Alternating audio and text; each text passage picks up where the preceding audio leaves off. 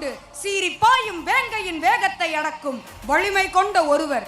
புலரி நீராடி முளரி தோல் தொடுத்து களறி வதம் புரிய வந்தாலோ, வளரி பட யாவும் சிதறி ஓடச் செய்தாலோ என்ற வரிகளுக்கு உயிர் தர தமிழர்களால் கண்டெடுக்கப்பட்ட புரட்சி பெண்.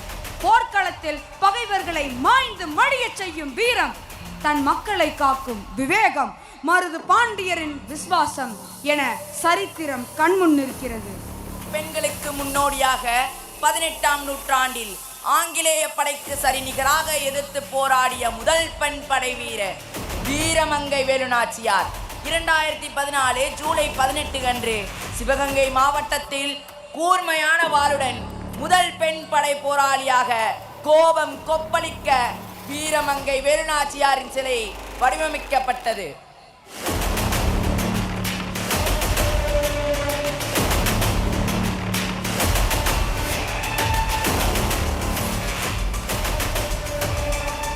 கதாபாத்திரங்கள் அறிமுகம். விவசாயிகள் ராசப்பாவாக நிதிஷ், மாரப்பாவாக மதுரவேல், வீரப்பாவாக முகமது ஷேக், உடையாளாக அழகு பிரதீபா, ஹைதர் அலியாக அருண் கார்த்திக். ஆங்கிலேயர்கள் கேப்டனாக சையது சியாப், தீட்சனாக நவகீர்த்தன். ஆங்கிலேய படை வீரர் 1 முகமது ஃபர்ஷத், ஆங்கிலேய படை வீரர் 2 விஜய். கிராமத்து பெண்ணாக விசாலாட்சி, மருது சகோதரர்கள் பெரிய மருதுவாக சண்முக சுந்தரம், சின்ன மருதுவாக சக்திதரர். பெண் படை வீரர்கள் படைத்தளபதி குயிலியாக பெர்னிஸ் பியூலா, பெண் படை வீரர் 1 தசிகா, பெண் படை வீரர் 2 அக்ஷிகா, பெண் படை வீரர் 3 ஜஸ்லின், பெண் படை வீரர் 4 லஷீரா, பெண் படை வீரர் 5 பவஸ்ரீ, பெண் படை வீரர் 6 ஹர்ஷினி, பெண் படை வீரர் 7 நித்யஸ்ரீ.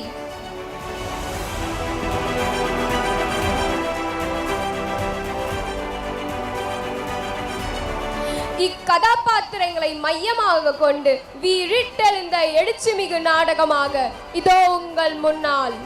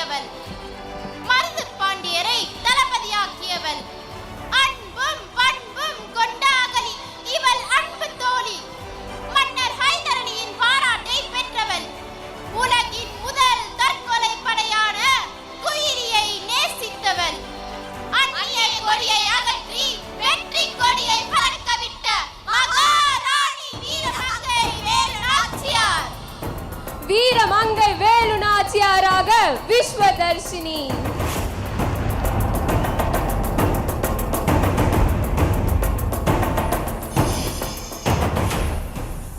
18ஆம் நூற்றாண்டின் வெள்ளைய இனத்தவரின் ஏகாதிபத்தியத்திற்கு எதிராக கொண்டு போராடி மண்மீட்ட வீர தமிழச்சியின் புதைக்கப்பட்ட வரலாறு இதோ சில மணித்துளிகளில்.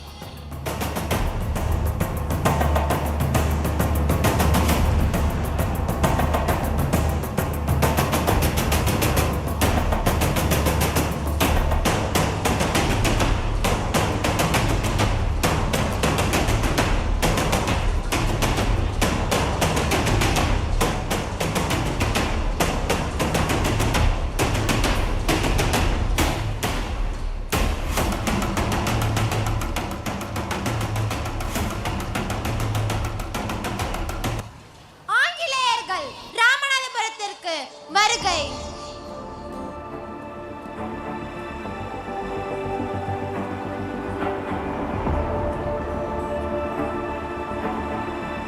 டீச்சர், இந்த கூலிகளை விசாரணை செய்.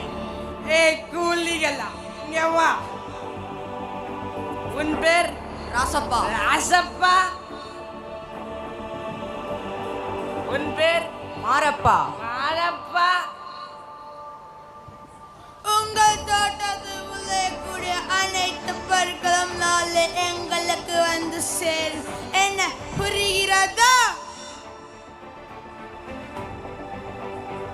சரி, வராவிட்டா என்ன நடக்கும்னு தெரியும் தானே? நீ எங்க ஃப்ரெண்டு, எங்க கம்பெனில நல்ல வேலை இருக்கு, நீ கஷ்டப்பட தேவையில்லை. என்ன புரிகிறதா? சரிங்க பிரபு. மாரப்பா, நீயும் சரின்னு சொல்லு, இல்லாட்டி இவங்க கிட்ட இருந்து தப்பிடாது. காசு காசு காசு, மணி மணி மணி.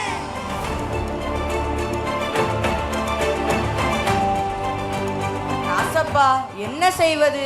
எனக்கு என்னமோ சரின்னு தான் தோணுது. நம்மளும் எத்தனை காலத்துக்கு தான் இந்த வெயில்ல காய்ந்து கருகி போவது? அவங்க கிட்ட போனா அவங்கள மாதிரி ஆயிடுவோம் நினைப்பா. நீ வேண்டுமானால் அந்த பரங்கிக்கு போய் அடிமையாயிரு. என்னால் முடியாது. வீரமிகு மண்ணிலே வேற்று பகைவர் வந்து ஆள்வதோ, மோதத் தெரிந்த தோளிலே கெட்ட சங்கிலி பூட்டவோ. என்னை அடிமை கொள்ளுமா, இல்ல அந்த படைதான் வெல்லுமா? சோற்று பருக்கையின்றி இருந்தாலும் அவன் ஊத்த கோட்டுக்கும் நாத்த செண்டுக்கும் துணை போக மாட்டேன். என் உடலில் ஓடும் ஒவ்வொரு குருதியும் என் தேசத்தையே நேசிக்கிறது. ராசப்பா, ராசப்பா, என் கண் முன்னே நிற்காதே, போய்விடு.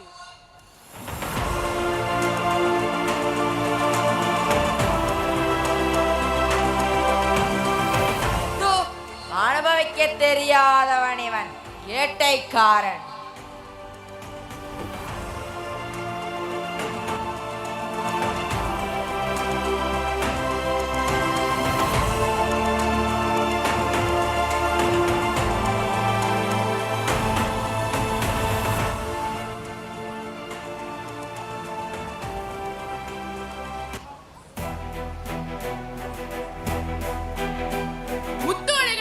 கொன்று ஆங்கிலேயர்கள் வரி கேட்க மருதீர்வர்கள் கடும் கோபத்தில் இருத்தல். அவன் நம் அரசை கொண்டு பரியாட்டம் ஆடுகிறான். அவனோ நேற்று வந்தவன், இன்று இருப்பான், நாளை போய்விடுவான். ஆனால் நாமோ பரம்பரை பரம்பரையாக வாழ்ந்த இந்த பூமி யாரை யார் ஆள்வது? எல்லாம் அந்த நயவஞ்சகன் நவாபின் சூழ்ச்சி. வெள்ளையனின் கோட்டிற்கும் களியாட்டத்திற்கும் அவன் வேண்டுமானால் அடிமையாகலாம். அவனுக்கு வேண்டுமானால் அந்த கரிவேலத்தை எடுத்துச் செல். என் மக்களை கொன்றும் அடிமைப்படுத்தியும் வாழலாம் என்று கனவு காணாதே. இனிதான் இந்த மருது பாண்டியரின் பலத்தை நீ அறிவாய். இனச்சுமையை வாளில் தீர்ப்பவர்கள் நாங்கள். அவர்களைப் போல் மறைந்து நின்று காக்கையை சுடுபவர்கள் அல்ல. போருக்கு சென்ற மகன் மார்பில் விழுப்புண் பட்டு இறந்தால் அவனையும் அள்ளி முத்தமிடும் தாயின் கருவறையில் பிறந்த பாயும் வேங்கைகள் நாங்கள். எவருக்கும் மஞ்சோம், அவனையும் வெல்வோம். திரை எதற்கு செலுத்த வேண்டும்? அப்பாவி மக்களின் விளைச்சல், அந்த விளைச்சல் அவர்களுக்கு வரியாக போய் சேர வேண்டுமா? என் மன்னர் முத்துமணிநாதரின் கொள்கையிலிருந்து இம்மி அளவும் மாற மாட்டேன். மருதரே, வாருங்கள், புறப்படுங்கள். உறையுள் உறைவாள் உறங்கும் முன் பரங்கி தலைகள் உருண்டோடும் வாய்க்கால் வழியாக வாருங்கள் மருதரே. தங்களது ஆவேசமும் கடும் பயிற்சியும் எதற்காக என்பது புரிகிறது ஆனாலும் நம் மண்ணை மீட்டெடுக்க பல மன்னர்களின் உதவியும் கால அவகாசமும் தேவையல்லவா? தாங்கள் வேண்டுமானால் மைசூர் மன்னர் ஐதர் அலியிடம் உதவி கேட்டால் அவர் நிச்சயம் மறுக்க மாட்டார் ராணியாரே. தக்க நேரத்தில் தக்க யோசனை இளைய மருதரே. இதோ உடனே மடல் அனுப்புகின்றேன். அழைத்து வாருங்கள் நம் பெண் படையை.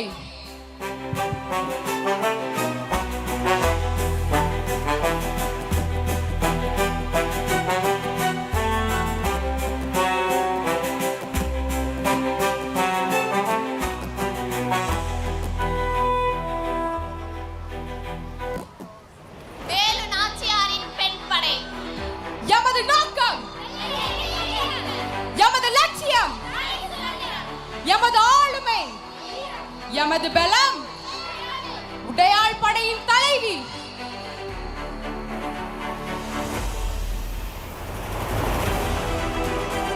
எமது கொள்கை எமது எதிர்பார்ப்பு வீர முழக்கம் வீர முழக்கம்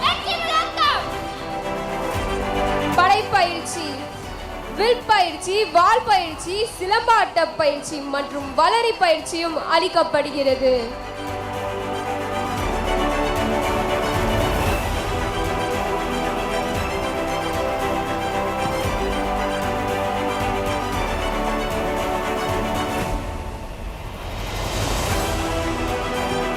வாள் சண்டை பயிற்சி,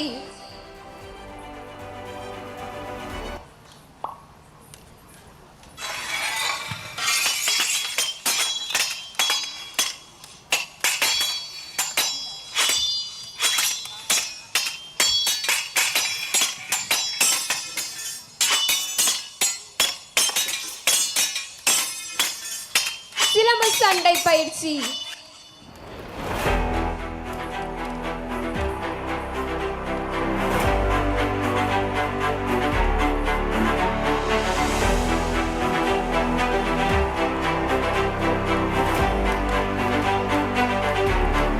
வெற்றி எனும் நாமமே நம் திலகம் என்பதற்கிணங்க வேலு நாச்சியாரின் உடையாள் படை தயாராகிறது.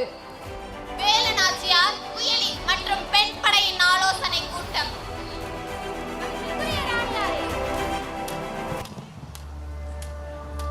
நம் படை நன்றாக பயிற்சி பெற்று வருகிறது. ஆனால் நமக்கு இன்னும் படைபலம் தேவை. எனவே அதை குறித்தும் மன்னர் ஐதரையிடம் உதவி கேட்டும் மடல் அனுப்பியிருந்தோம். ஆனால் இன்னும் பதில் வரவில்லை.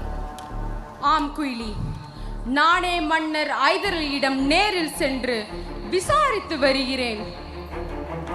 ராணியாரே, நீங்கள் தனியே செல்ல வேண்டாம். நானும் நம் படைத்தளபதி குயிலியும் உங்களுடன் வருகிறோம். அப்படி என்றால் ஆகட்டும், வாருங்கள்.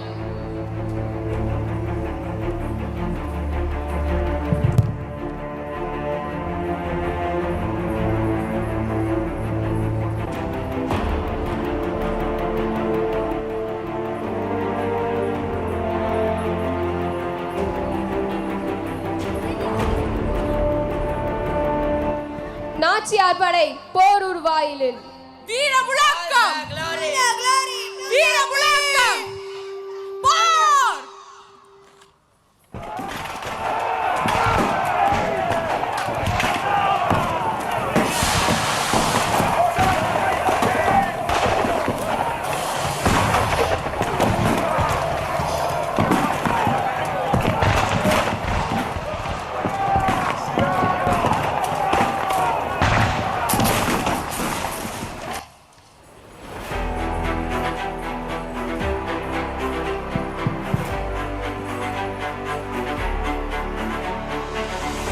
மருது பாண்டியர் படை மணலூர் வாயிலில்.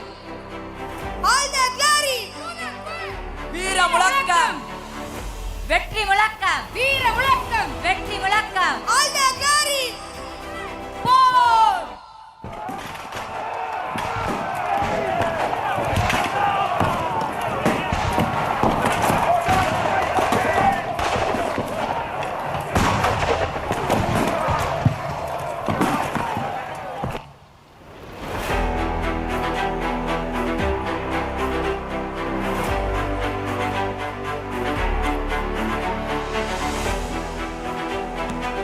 குயிலி படை கோயில் வாயிலில்.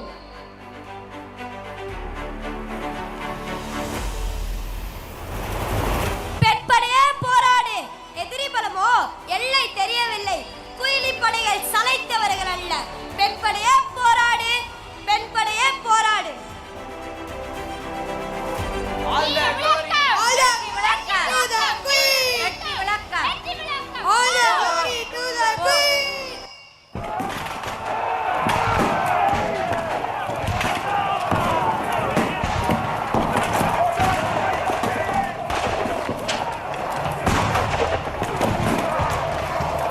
ஆயுத கிடங்கை அழித்தால்தான் வெற்றி பெற முடியும் என்று நினைத்த குயிலி வேலு நாச்சியாரின் உத்தரவில்லாமல் ஒரு விரித முடிவெடுத்தாள். குயிலி கோயிலுக்குள் சென்று அங்கிருந்த விளக்கில் இருந்த எண்ணெயை தன் மேல் ஊற்றி கொண்டாள்.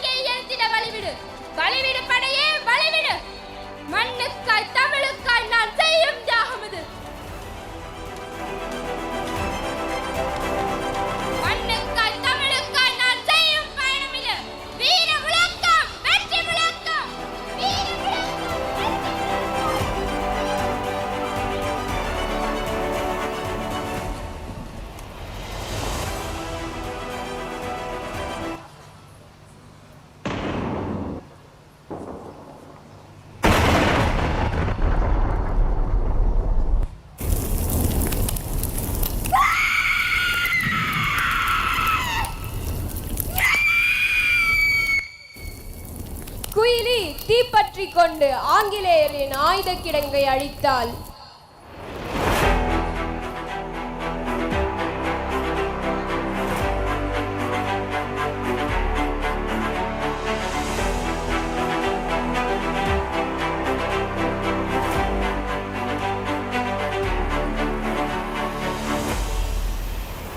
ஆங்கிலேயரின் ஆயுத கிடங்கு பற்றி எரிகிறது.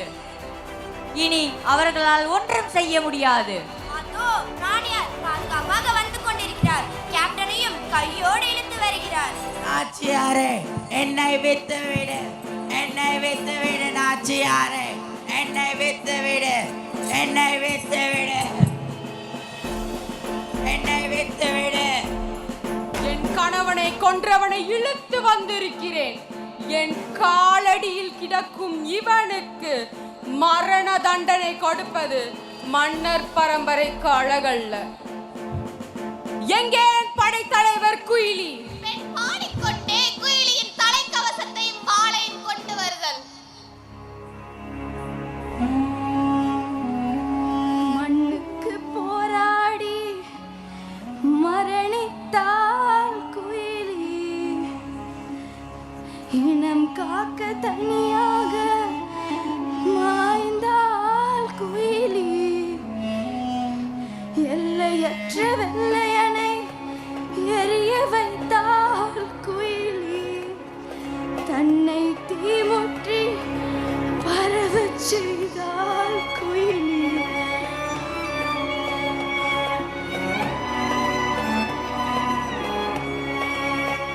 குயிலி, என்ன தியாகம் செய்து விட்டாய். மரணமே துச்சம், மானமே மிச்சம் என்பதை நிரூபித்து விட்டாயே குயிலி. எங்கும் என்றும் குயிலி புகழ் வாழ்க. மருது பாண்டியரே, எடுத்து வாருங்கள் நம் கொடியை, நம் வெற்றி கொடி நம் சிவகங்கை மண்ணில் மீண்டும் பறக்கட்டும்.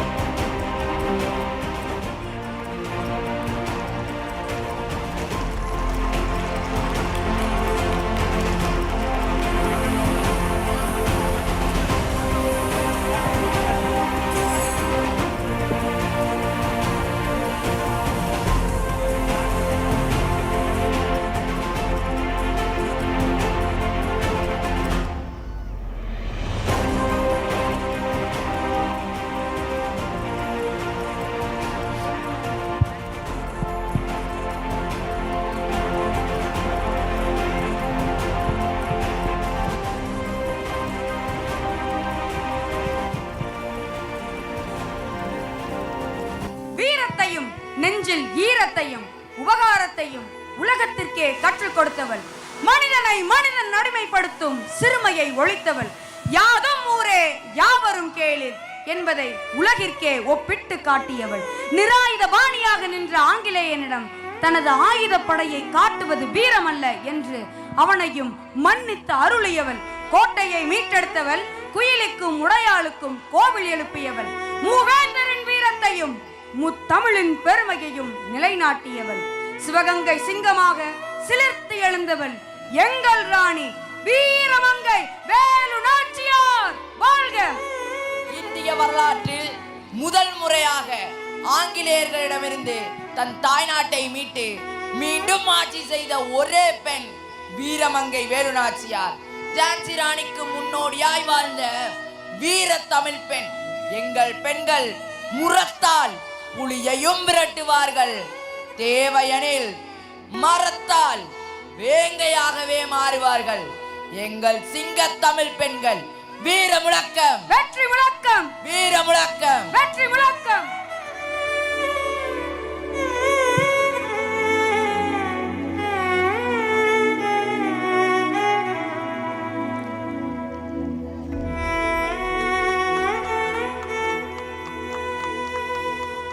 வீரத்தின் பிறப்பிடம், மானத்தின் உறைவிடம், விடுதலை போருக்கு வித்திட்ட வீரமங்கை வீரச்சுடர் வேலு நாச்சியாரின் சரித்திர நிகழ்வினை சரித்திரமாகவே நமக்களித்து வேலு நாச்சியாராகவும் மருது சகோதரர்களாகவும் குயிலியாகவும் படை வீரர்களாகவும் ஆங்கிலேயர்களாகவும் நடித்து காட்டவில்லை, வாழ்ந்து காட்டியுள்ளார்.